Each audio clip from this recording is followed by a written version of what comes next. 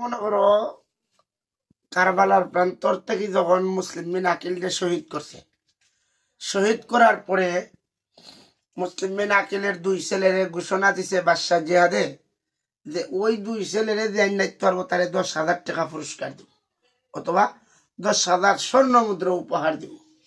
অনেক মানুষ মানে বাড়াইছে ওই ছেলের লাগে। আর ওই দুই ছেলেরে হারিসের বউয়ে তারারে খুব মায়া করছে, খাওয়াইয়া হয়েছে তোমরা বউ আমি তোমরা লইয়া রাই তৈলে মদিনায় যাইব। ওনে হারিস গড়াইয়া ডাকতেছে যে বিবি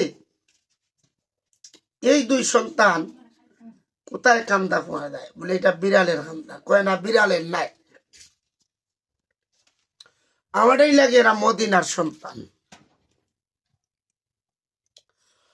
হারিসের বিবি ডাক দিয়া কয়ে স্বামী গো ওই দুই সন্তানটারে মারবে না গো স্বামী, এরা হচ্ছে মদিনার সন্তান, এরারে মারলে কিন্তু স্বামী আমার কোনো ছেলে নাই, এটা আমারে মা বলে ডাক দিছে, ওই দুই ছেলেরে আমি আদর করব। হারিস কোনো বাধা মানে না। হারিসের স্ত্রী বলে আগে আমারে মারো। হারিস কয় সমস্যা নাই, তোরে জানে মাইরেও আমি ওই দুই ছেলেরে মাইর জব করবো। বস ওই মহিলারে মাইরেও ওই দুই ছেলের জব করছে। জব করার পরে মন্ত্রী মারওয়ান বলতেছে যে হারিস তোমারে তো বলছি না মুসলিমের দুই ছেলেরে হত্যা করার জন্য, আমি বলছি জীবিত আইন আমার কাছে দিতায়, তুমি কেন মারলাই? তুমি মৃত্যুর জন্য প্রস্তুতি গ্রহণ করো।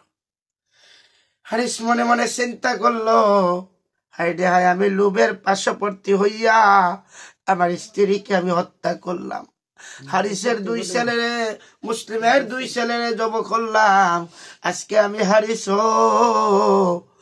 মৃত্যুর জন্য প্রস্তুতি গ্রহণ করা লাগে।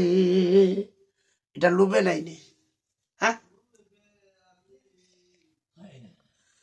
সব তারপরে ভাই দুনিয়াটা কিন্তু মানুষ লোভের পার্শ্ববর্তী অনেক কিছু করে দিক করে না,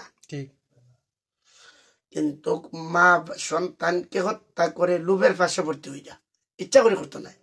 অনেক সন্তান মা বাবাকে হত্যা করে লোভের পার্শ্ববর্তী বইরা, স্বামী স্ত্রীকে হত্যা করে, স্ত্রী স্বামীকে হত্যা করে করে না করে কেন করে? লোভের পার্শ্ববর্তী হইয়া।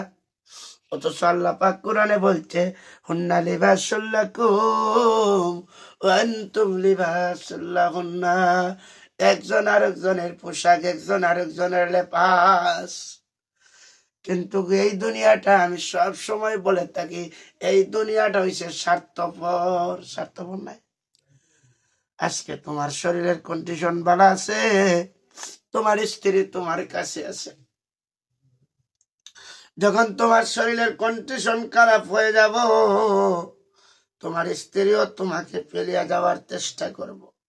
ঠিক কিনা? ঠিক ঠিক।